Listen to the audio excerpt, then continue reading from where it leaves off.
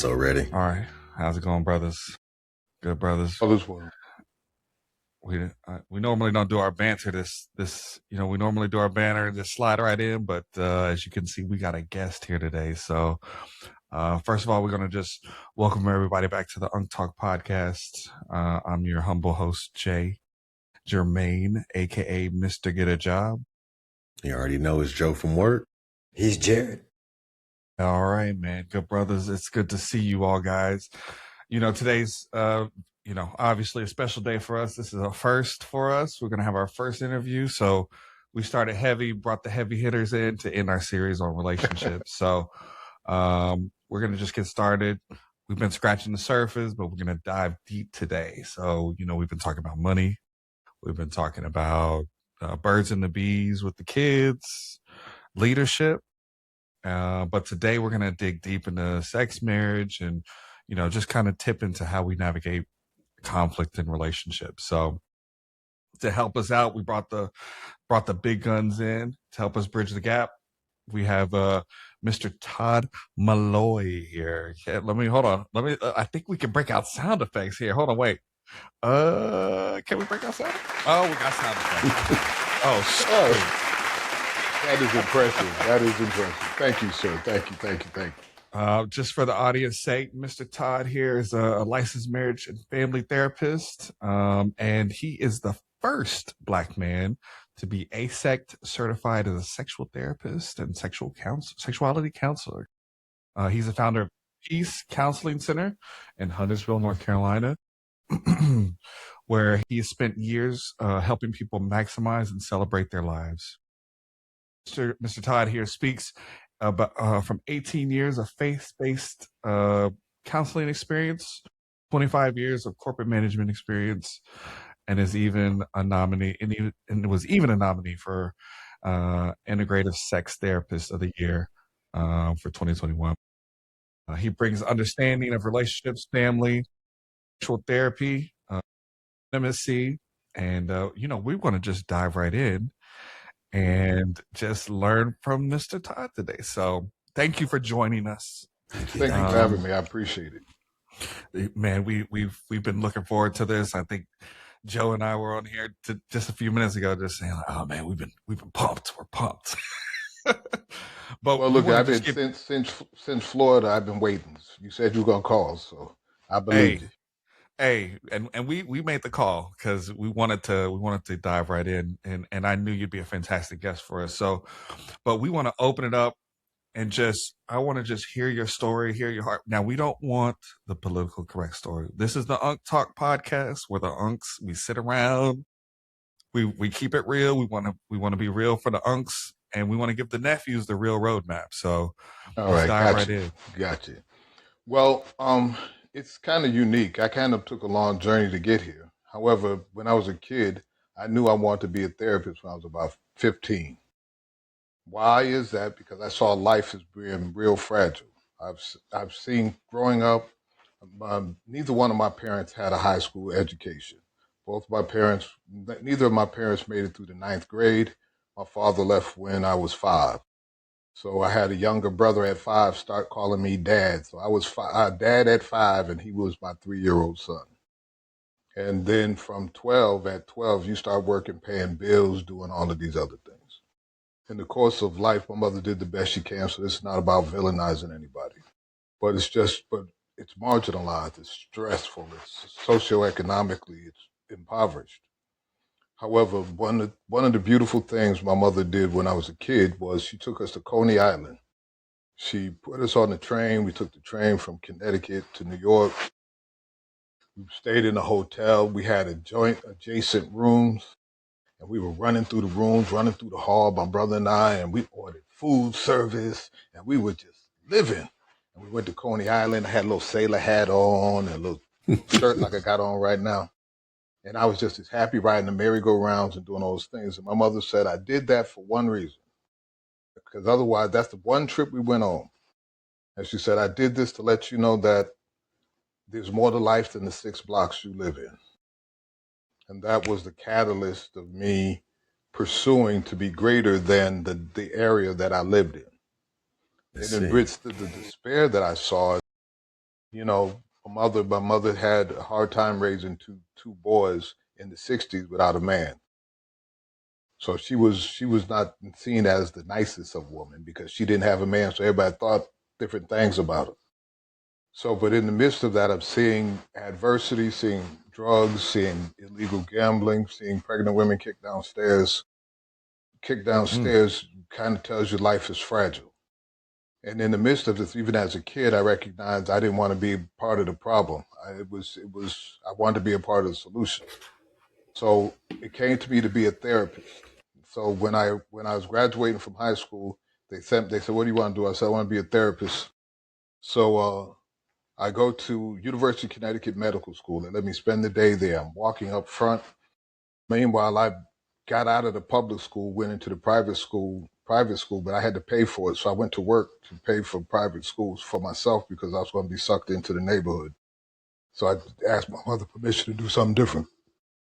I did something different. So they put me up. I walk up front. I'm walking up front, the only black child, walking up front with the Clark Kent looking dude with the white coat on. He looked at me and he said, "What is it that you want to do when you finish?" I said, "I want to be a psychiatrist." And he said, 12 more years.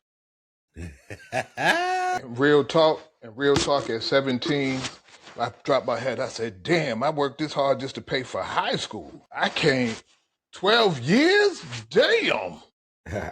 So right in that moment, because I was good in math and science, and my uncle was a draftsman. And he said, "Todd, become an engineer." And I said, "Okay." And I went and became an engineer. And check this out. I said, "Well, at least I could do it in 4 years." However, life come in, you get distracted by women, all kinds of other things. Yeah. So that 4-year degree took 10 years. And then I said, "Dude, Wait a minute. you could have been a psychiatrist." So needless to say, I spent time being a mechanical engineer doing design work for a lot of the companies. Nextel phones, cell phone design, composite boom trucks, hybrid technology, all of that good stuff. I got patents and those things, but needless to say, I was challenged at church one day, and my bishop said to me that, "Will it matter that I live?" And something happened. Okay, if I design one more cell phone, who cares? And I wanted to impact people's lives. And from that moment on, I actually gave myself permission to go back to my youth and reclaim me becoming a therapist. So in the midst of that journey, I decided I went to seminary school because in the midst of me, I went to seminary school to find me, real talk, just to help me balance the load and deal with my own emotions and all of those things, the things we don't talk about. And you can't say it out loud because people won't call you butter. So I dived into the Bible. Went to seminary school, even went to therapy school for me to work me out and work out my relationship. However, but then it turned out that I turned it into my vocation, which was the chosen choice altogether. Then as I was looking in where to go in therapy, licensed marriage and family work would be best because it was working with the whole person. The Freudian approach and so forth, they deal with issues with your mama, as opposed to looking at a global person socioeconomically, ethnically, culturally, yada, yada, yada. And for as far as I was concerned, because I'm a Bible, that's the approach God would have me have, is to look at a whole person. It makes the most sense. So in turn, I was always had an interest in sex.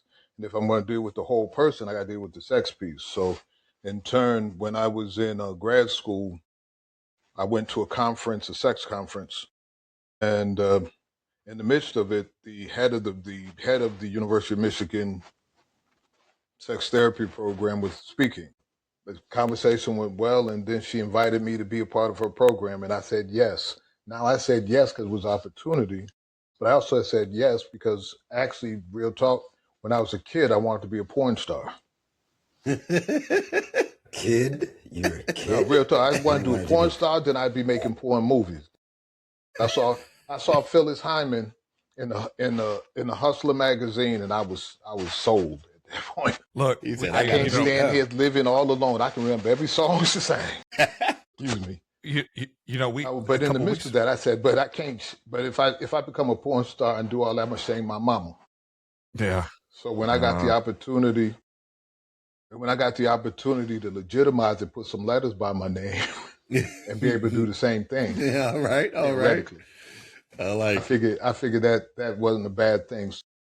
In between the licensed marriage and family, my eclectic life, between seminary school, also serving as a pastor for 7 years, and everything else has kind of put me together to really be able to be a part of the solution to the ills of society as opposed to a part of the problem. Because ultimately, all I've ever wanted to do is to help people be the authentic self that's inside that doesn't always happen outwardly.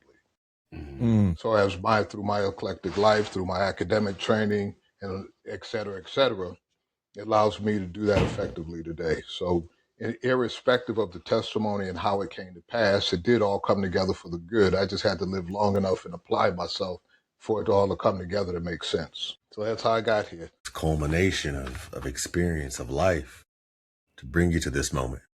Man, you hit the full setup, man, and a lot of what you talked about. I know Joe had a bunch of questions on, but to kind of lead it in, I'm gonna just tee us off and just point out the one obvious thing and kind of ask you to fill in a little more gaps. You focus on the whole person. Yes. You and healing the whole person. It's funny that you went into the most neglected part of relationships, the stuff we don't talk about in church. We're talking about sex therapists. Like, look, I grew up in the church, and the only thing they told me the church was that, hey, sex bad till marriage, then it's good. Yeah, but you hear me.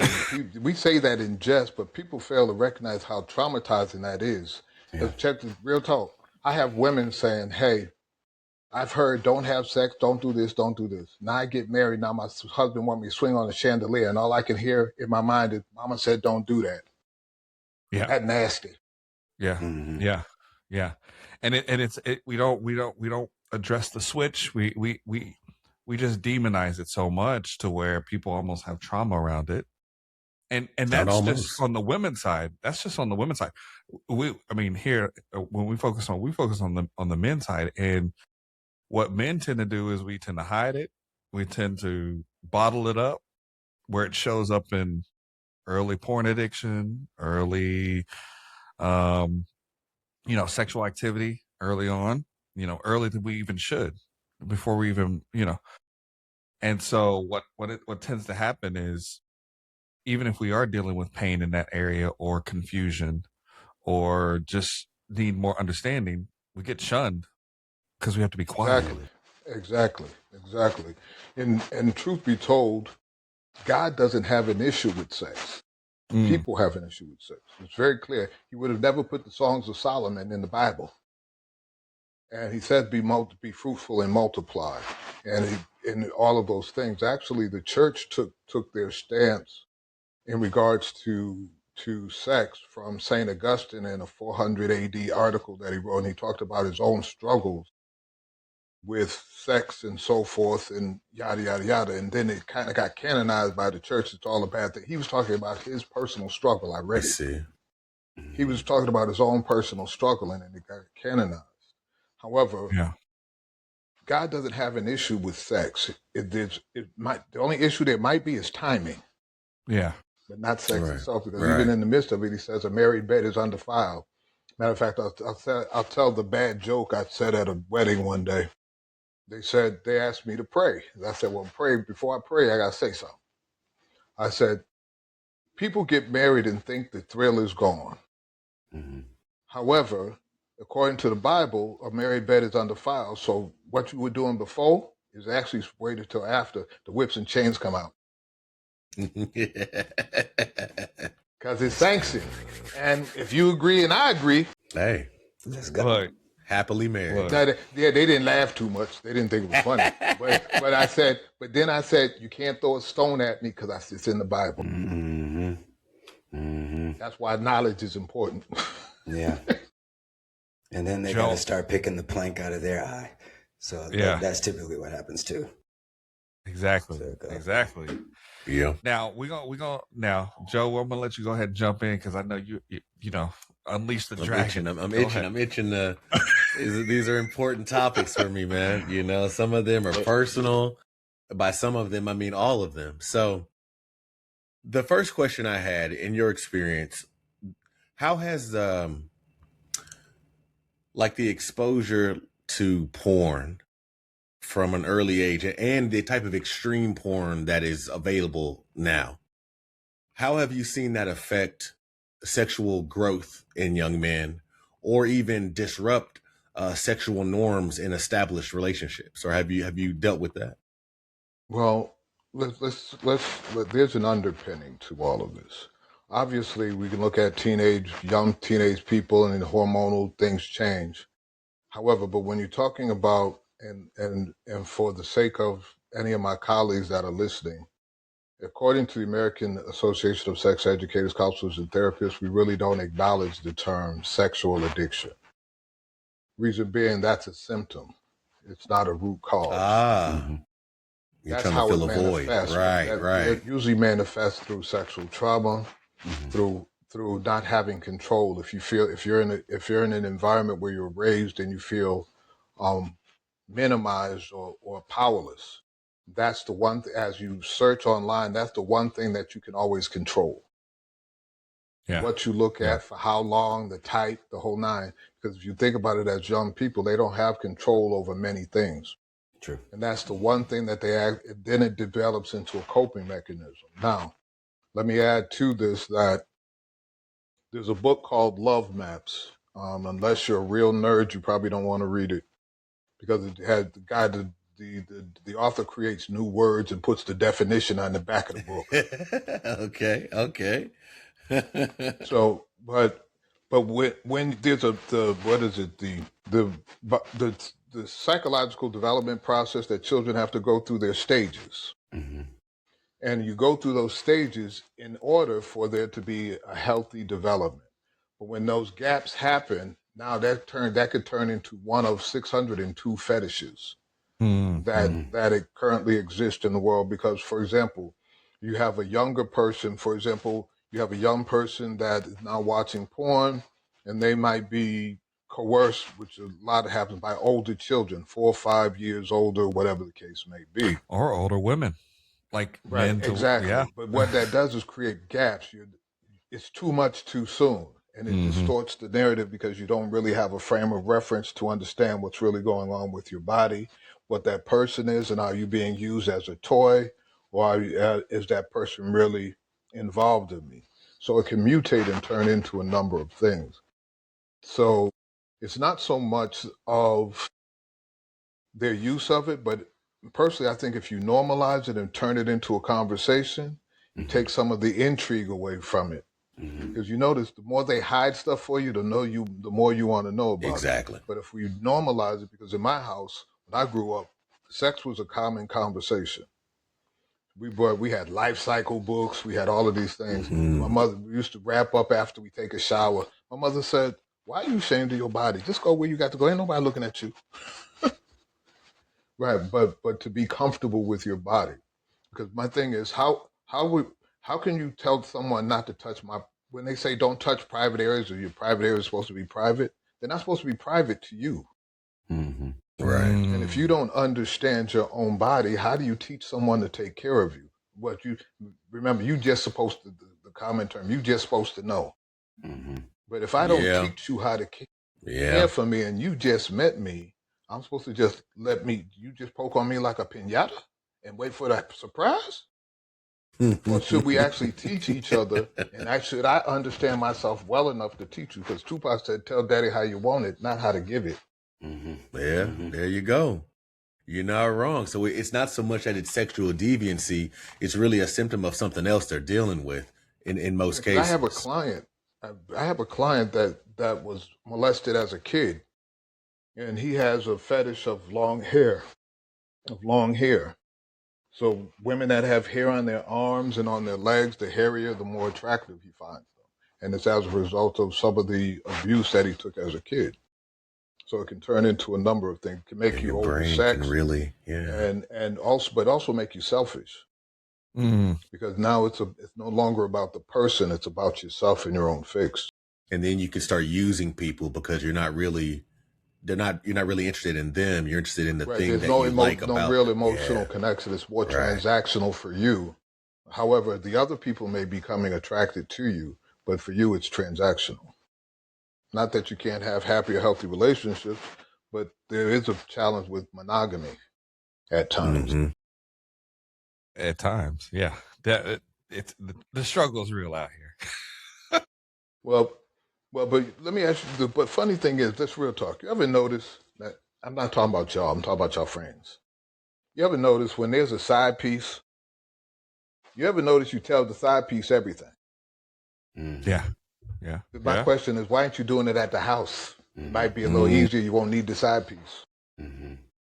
If you stop suffering in silence and actually tell the truth for a change, maybe you actually get a solution. Because you can never use distorted or diluted information to get to a real solution. Yeah.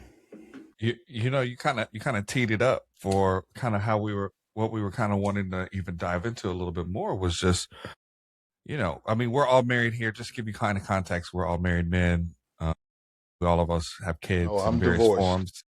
Oh, what? I'm divorced. So I've been through the full life cycle.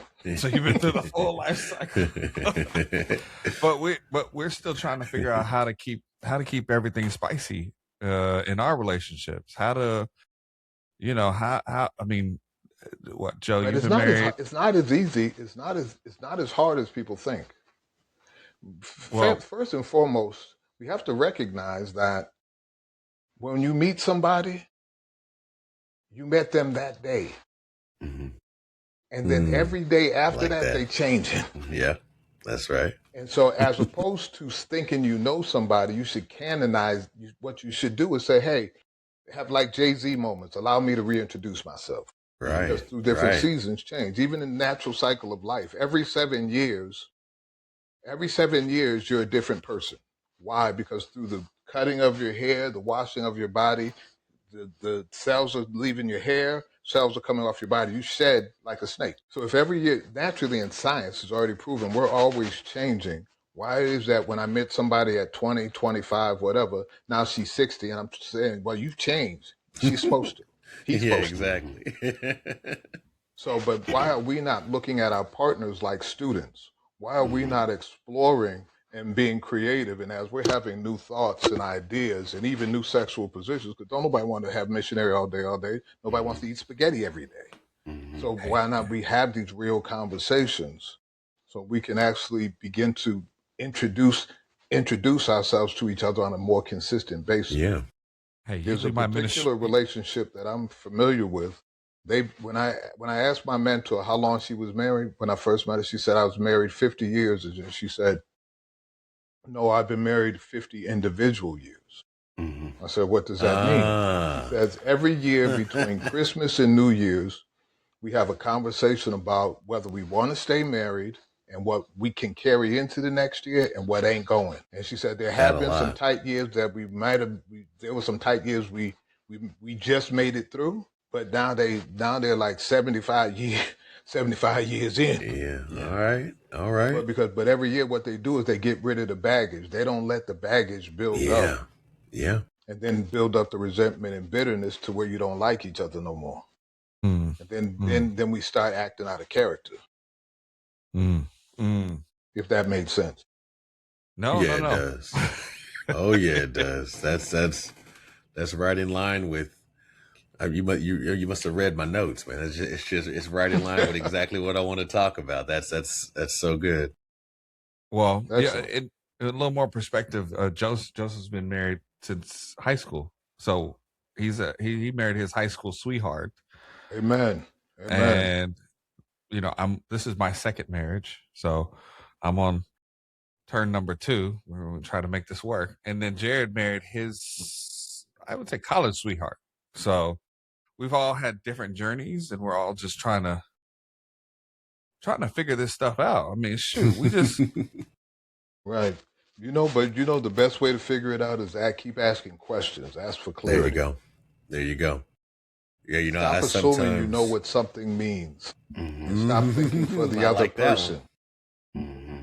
I like I mean, that for one, example, man. real talk. We guys here. So when someone says "I love you," if we go, "Oh, that's nice," you should ask a question. What does that mean? Mm-hmm. Because if you ask 10 people what love means, you're gonna get 10 different definitions. Yep. What we do is we take our definition and put it on somebody else's word. Mm-hmm. And then we get mad at them because that meaning, when they said I love you, I want you to my wife, he said you could be my wife, but only for tonight. Right. Because we're not asking for clarity. We Mm-hmm. assume our perception is not the other person's truth. So we don't ask for clarity enough. We just assume that we know. Because think about this. Nobody teaches us how to be married or in relationships. We're only taught to be students, professionals, law enforcement, military personnel. Everything else is you got parts, I got parts. Let's throw them together, hope for the best. Let's go. And so unless we put intentionality about where we're going and what we want, we will make ourselves irrelevant in our own situation. And then wonder why it's not working out. Yeah, Think about this. What if you were just as intentional about your relationship in your life as you were with your career? Ooh, okay. Okay. On that note right there. What does that on sound that. like, Jermaine? What does So that sound like? let me kind of dive in a little bit. So, kind of what one thing we've been bantering about a bit is performance mindset as far as in the bedroom when you get in marriage. Like, Okay, well, I was say, when you said performance, I said, did we just switch to the bedroom? no, yeah, we're switching. We're right in the bedroom now. We're right in the bedroom. Okay, I mean, all right. Shout out to our sponsor, Blue Chew. No, but hey, from your mouth, okay, we'll get them. We're working on sponsors. But as with being a kind of corporate minded, we have this sort of perform mindset, and sometimes we can even take that into marriage and into the bedroom, where we're just, as men, we drive to perform and we seek to perform at our highest rate, but then sometimes it feels like it backfires when we get into marriage and especially in our sex life, because I mean I just turned 42. Because if you make sex about, let's do it. I said this earlier today to someone. Sex can be very transactional. What makes sex good is the emotional connection. It's not pieces and parts moving. Because, for example, this is true. Young man is pushing a 17-year-old, a straight A student in high school, is mowing the grass. He's pushing the lawnmower with his pelvic region. He's not paying attention. He's on the phone, but he eventually gets an erection and ejaculates. He thinks that he's actually in love with he's attracted to the lawnmower. Right. Okay, now in the midst of this, his grades are dropping. Nobody could understand why. So then he eventually comes to therapy, and we figure out, because he thought he's looking up online objectification and all of this other stuff that he got going on. And then when I chatted him, I said, "Excuse me, let me share you something. The body will deceive you. Nerve endings, when you stimulate nerve endings, it don't know what's stimulating it. All it knows is stimulated. So your body that is a natural response when the body is stimulated. So even when he ejaculated, even though he may have enjoyed it, it ain't the same as if I'm emotionally connected, because the research is already out there. The stronger the emotional connection, the stronger the quality of the intimacy and the orgasm itself, because it's bigger than the sum of the parts. Because when we put pieces and parts together, we got pieces and parts together. We got pieces and parts and emotional connection that connects us to universal God force, and we're one with the universe. Did that make sense? Yeah, it does. Yeah. It's hard to. It's almost an objectification that sometimes can happen. Right, but to your point earlier, this is why men in general don't like to deal with emotions, is why you should. Because the more emotionally available and vulnerable you are, the more emotionally available your partner is, and that's where all the extra come from. We all know what extra is. Now, I'm trying to keep y'all on the air. Look, no. We wanna be real because men are No, out here real. When I struggling. say extra at the office, everybody know, even women know. Yeah, Yeah, he would get extra. No, they know. Everybody know what extra is. But That's all the extra stuff you ask for on the birthday. Special. but let's take it there. Let's look at let's say there's a man that's out there that is in the depths of infidelity right now. He's married. He's booed up on the side here. Mm-hmm. Let's help the uncle or the nephew untangle that and get back to his to his first love, to the one, or to his Okay, the first thing I would do is say, sir, you're really not cheating on your wife or your first love. You're cheating on yourself. You're cheating yourself of whatever ideal you created when you met that woman. And you're saying the ideal that you wanted, you're already willing to put it at risk. Because think about this, most of the time, and again, we're talking about your friends, not nobody here. But when you got a side piece, you really don't want to leave the one you with. You're just using it as a placebo to survive, hoping that there's a change. But you focus the energy on change outside of the house instead of in the house. So really, it's less about the person. And why not you start dealing with you and why you're betraying yourself of your own truth? And then let's build from there. Okay. So it's not even about the lady. It's about discovering the truth. The individual. It's about the individual. Because most of the time, I've heard some of the most interesting reasons why people cheat, but ultimately it's either some level of insecurity that they have individually or misperceptions because they're unwilling to learn a new truth. You know, what I share with people is that as we grow and as we evolve, we got to let go of something. Like when a rocket ship goes to a moon, you notice it drops off certain pieces because they're no longer relevant. We grab something from childhood and we make it relevant after we dead. That rocket booster sitting on the moon with us, boy. I have to remind people, you do not believe in the stork anymore. You do not believe in the Easter bunny. You don't believe in Santa Claus. We all got bills at the house. That's right. Okay, so therefore let go of the rest of that stuff too. I like it. I like it.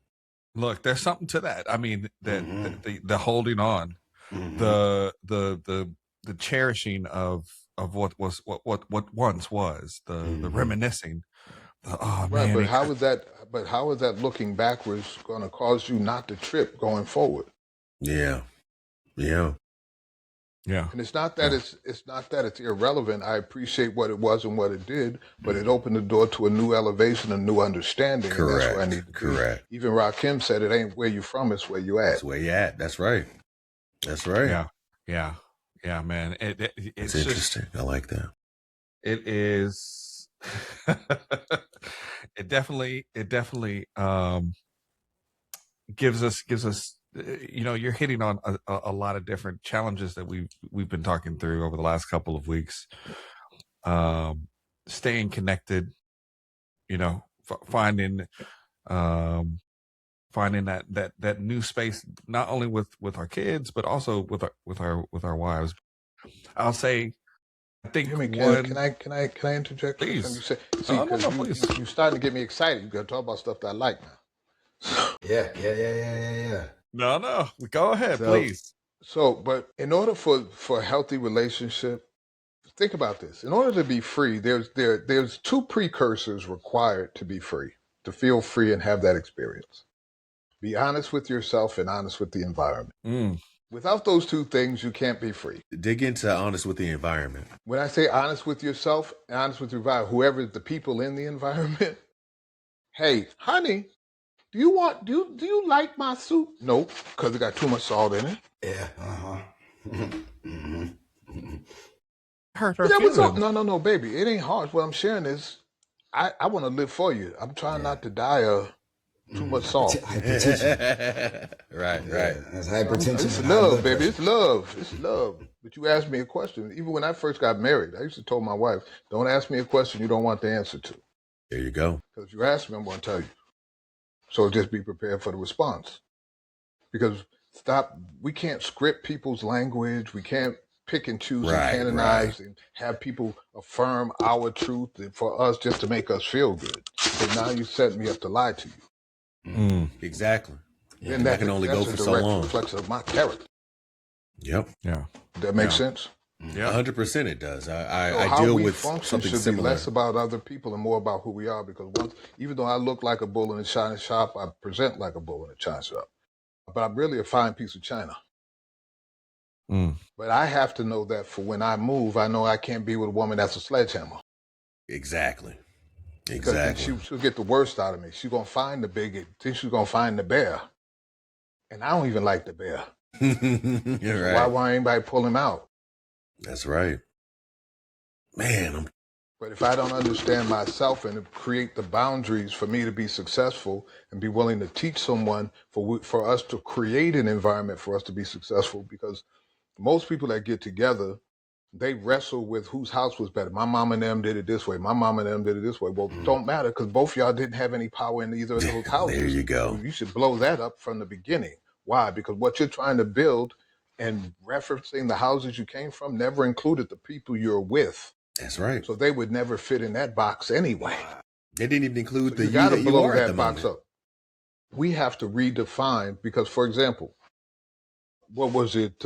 Big Daddy Kane. Some women like it. Some like rough, rugged, and rude, but I'm subtle and smooth. You don't disapprove, but just got given a chance to let me show you how it works. Big Daddy Kane. That makes sense. That's Oh, yeah. real right Yeah. there. No, that's real right there. That because No, but I'm oftentimes being men are taught to just suppress your feelings. You need to be No holding the door in every metaphorical way that you can for women. You know that you're always second place and your feelings don't matter and you shouldn't even have those sort of feelings. What are you, a pussy? There's all sorts of things that berate and belittle what we want, and we get used to that. And then when we bring that into the relationship, we just kind of sit on the sideline and just let it happen. But secretly, we're upset that what we want isn't happening. Yeah, but then that within itself causes an erosion of the relationship. 100%. Now you're telling me I can't be vulnerable and transparent. And real talk, all men want to be wanted just as much as women. That's right. And women want it as women want it. Because I always tell women when they come into my office, because in my office I always tell men's secrets and women's secrets. I tell everybody secrets. I said, look, men want to be wanted just like women. I said, because, however, we can't say it because you're going to think we butter. So I said, however, but if you notice, he never rejects a smack on the ass. And when you bring flowers, he don't say, take them back. Right. Every man I said that to for the last 40 years, they agreed. And the women too. Yeah. Right. But we can't, but we don't talk about it. So I talk about taboo stuff. I want to talk about everything. Why? Because if you tell me everything, I miss nothing, and I know exactly how to connect. Yeah. Enough information. Nothing is random. There's a poem that I even send to people. It's called Knots, Knots, by R.D. Lang. And it says, but basically that last line says, I don't know what I'm supposed to know, but I think you think that I think you think, but I think you think I know it, but I don't, but I can't tell you that I don't know it because you think I should know it. So to help me, let's just tell each other everything. I like it. I like it. Leave no stone unturned. Right, because if I can't be truthful with you, if I can't be vulnerable with you, I don't need to be with you. I get hard. I fight lions and tigers and bears when I leave my house. I don't want to fight nothing. I don't want to fight when I come home. That's right. I want to be received. I want to be respected. I want to be accepted. And with that, you get the best of me. That's right. Yeah. That's right. Accepted is a less, big you one. get that much less. Yeah. Because we're all human, and time out for women saying men don't have. This is what I hear in my office. I deal with sexual trauma and a number of other things, but there was a gentleman in here, I was working with dealing with sexual trauma from youth. He's married, and obviously he's having some sex issues, yada yada. He said to me, you know what? My wife said, I told my wife what happened, and she said, so what? Get over it. And he said, but you know what the funny thing is? Her sister was was assaulted about the same time I was many years ago as a kid. However, they still cater to her sister, but they treat me like shit, like I'm a punk because I haven't gotten over it. Interesting. And how she's That's expecting wrong on to feel. every level. Yeah, exactly. Yeah. Yeah. That's And supposed to we be are your human. partner, your support. We are human. We are all human. And matter of fact, if you turn off your emotions, how are you going to be successful in life? I'm going to give everybody a news flash that analytics is not new. I know we changing sports and all this other stuff, but analytics is as old as the human mind, a human being. Why? Because it's a computerized human nervous system. Mm-hmm. Hey, think about when you're a kid. You reach your hand to a stove and it get hot and teach you not to do that no more. Yeah, that's right. That's what emotions are. When you're fearful, you're in a new terrain. Slow down. There might be landmines, so be strategic, not anxious. When you're anxious, slow down. You may trip over your feet. When you're depressed, that's internalized anger. What it is I'm mad at somebody else, but I won't project it where it belongs. I'll hold on to it and punish myself. So what we're rejecting, we should actually be looking to study. We should be looking to study and understand. So now we know how to counteract it. That's why I don't hold much. Hey, me and my lady make an agreement, whatever the case may be. And she said, the first time it go wrong, I say, hey, time out. That's right. That's right. Why? Because I know me. Let me build it up. Can I be frank? Okay, cool. Because if I let things build up, then it's going to start challenging my character. You challenge my calendar, I can't promise you what man I'm going to be. Exactly.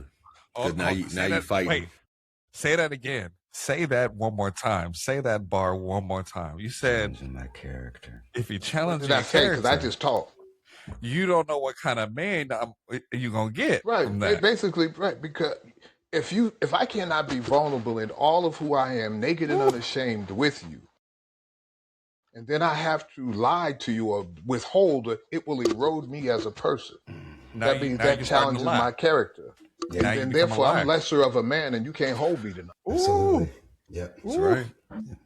Because you're fighting against, the quote, love for your wife don't have and to love be for that yourself. way, but if I can't be emotionally safe and secure with you, no different than what in general men say, if I can't be a man, or men don't say it out loud, we say it amongst ourselves. If I can't be a man at home, I'm going to be a man somewhere.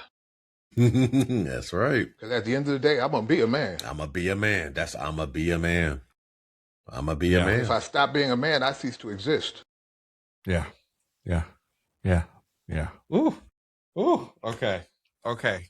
We've dropped a lot of gems in here so far. And you asked me to come on now. No.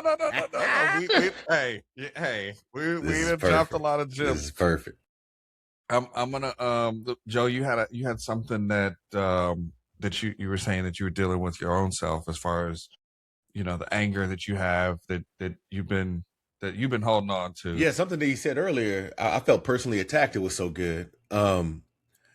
That's the Lord's conviction, boy. That it was really good about the lack of control when you're younger and how that manifests into a controlling behavior when you're older.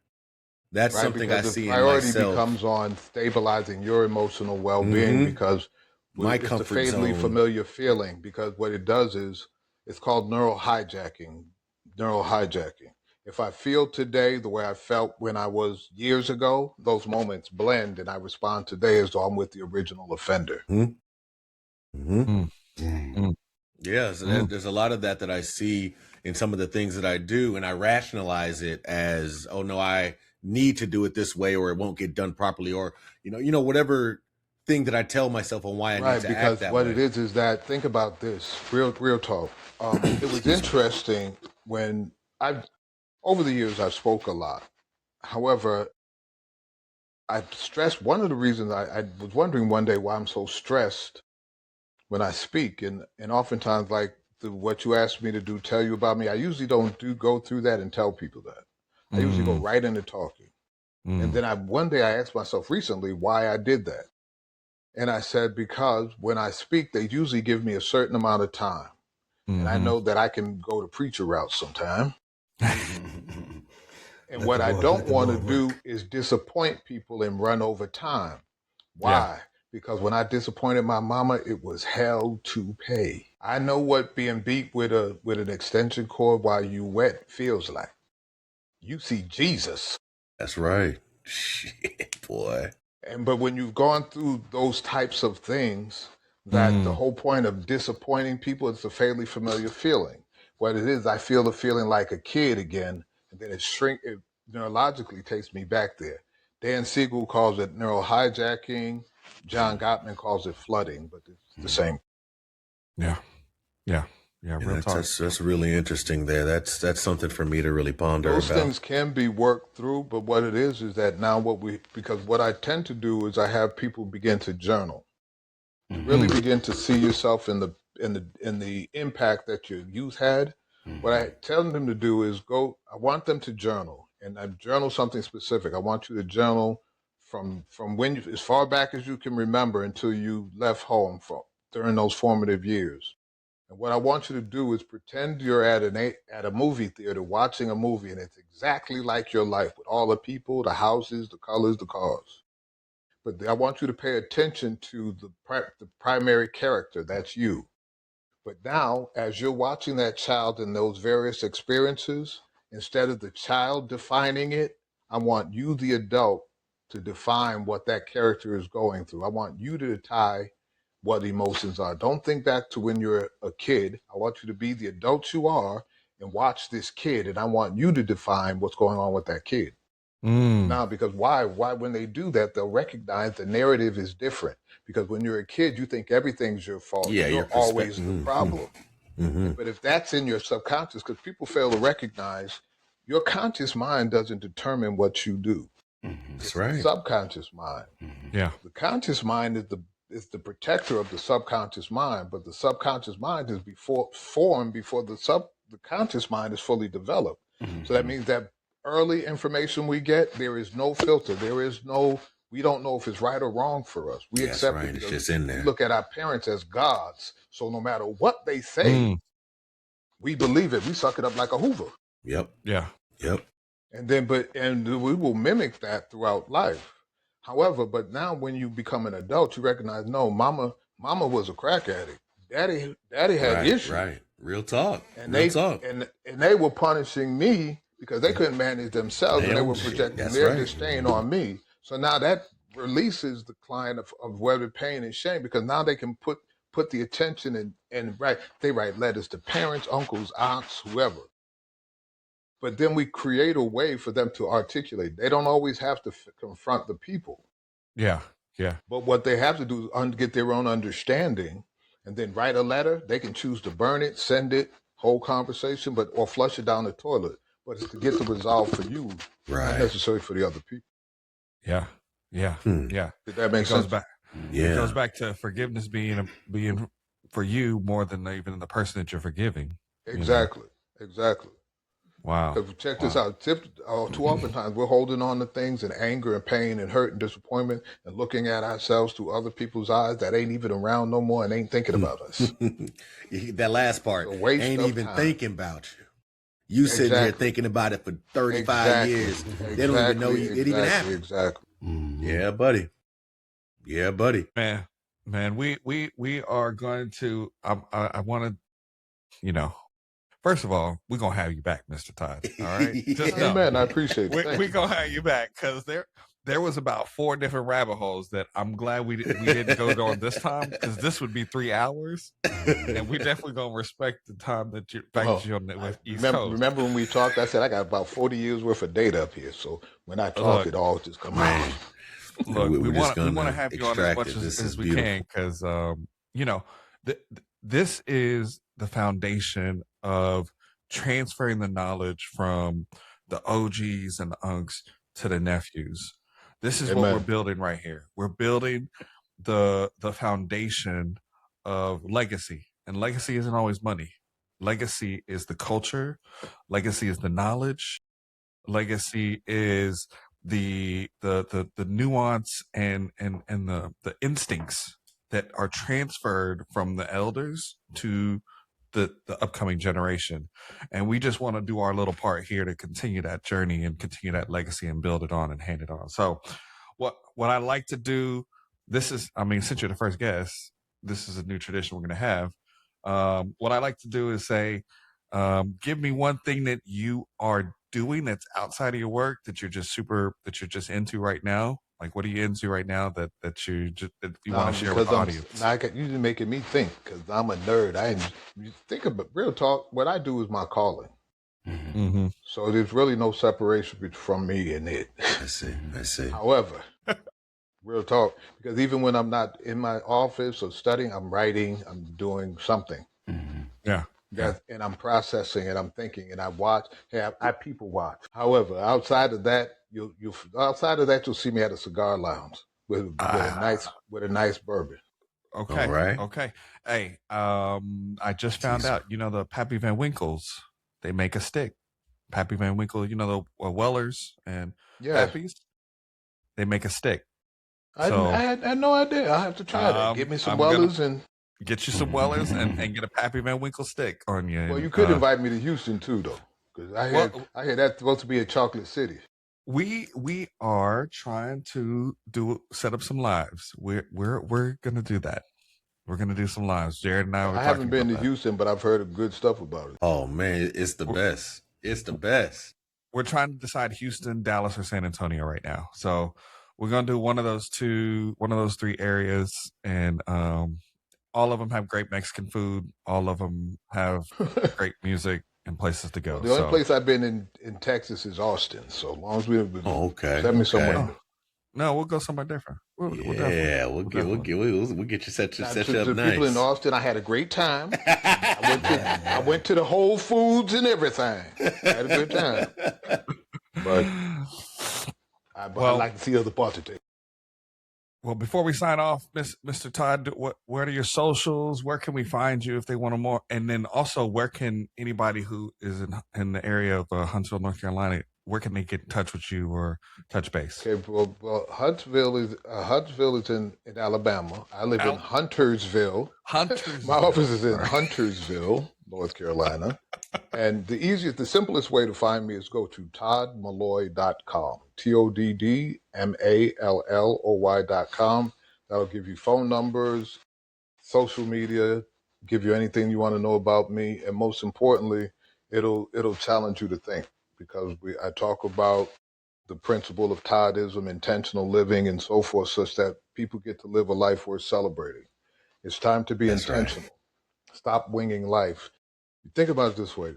When it's business, it's strictly business, right? That's why we treat people like we do in corporate world. However, that's a monolithic system that we dedicate our lives to. We study industry journals, we go to college, we do this.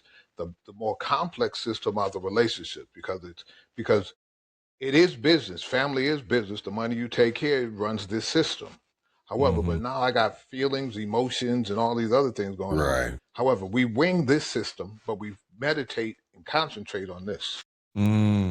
What if we were just as intentional over here as we are over here? Yeah. It seems like we could have our life filled with joy. It's a challenge for people to begin to be intentional and really understand why you believe what you believe. I oftentimes ask men where they get their definition of manhood from. Mm-hmm. Yeah. And I explain to them how it's not relevant to their life, because they got it from 2 generations before. And they were in different socioeconomic situations and the whole 9 yards. Ain't living, it's not even relevant. Yeah. That's right. Yeah. Why 100%. Have a definition that's not relevant? That'll keep you in a state of feeling inadequate. Yeah. Because you can expand that to so many other different things, where our mindset is just built in a system that doesn't really exist anymore for us, Right. And that's what it is. We want to challenge. We want to stimulate avenues of thought. We want to ask why. Even in corporate America, root cause analysis is do 5 whys. Do the 5 whys. Why don't we asking ourselves when we have a problem? Why don't we ask ourselves 5 times? Yeah. Well, we're gonna hold on. We're gonna hold on to that one. We're gonna hold on to it. We will talk about the 5 whys and living intentional lives next time we have you on. But until then, I am Mr. Get a Job, Jermaine. Go from work. Thank you, Mr. Todd. Mr. Todd, he's Jared. And thank you, Mr. Todd. And I love you guys. Thank you for joining us on UNC Talk Podcast with our special guest, Mr. Todd Malloy. If you like what you heard today, comment, like, and subscribe on YouTube, Spotify, or your preferred podcast platform. If you want to reach out to our guest, you can find him at toddmalloy.com or on Instagram at IamToddMalloy. We'll be back next Tuesday with another episode of UNC Talk Podcast.